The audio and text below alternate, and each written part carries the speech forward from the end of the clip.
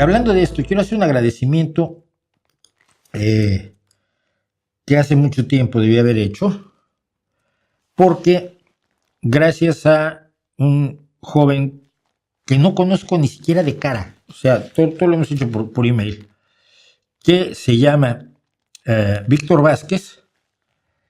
Yo ya tenía mi cuenta de TikTok, ahora que era el Nocturno 55, ahora es el Nocturno Oficial. Y Víctor me dijo, yo me puedo encargar de tu TikTok. Le dije, mira, adelante, haz lo que se te dé la gana, porque yo no lo voy a hacer, no tengo tiempo, o como saben ustedes que es la realidad, no me da la vida. No me da la vida. Entonces, le dije que sí, que adelante, y hombre, no seré el gran éxito de TikTok, porque ahí se juegan las cosas por millones, pero tenemos cosas como esta, miren.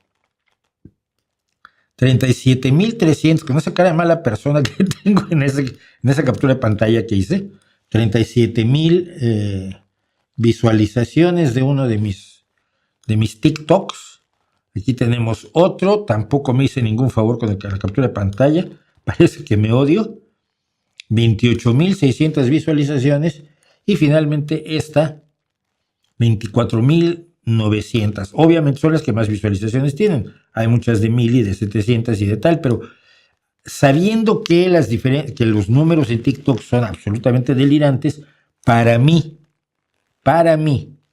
esto es un éxito brutal en TikTok, y se lo debo todo a Víctor, por supuesto, a Víctor Vázquez, que es el que ha estado haciendo el enormísimo esfuerzo de sacar adelante los cortes en TikTok, y los edita y todo. Es una cosa verdaderamente impresionante.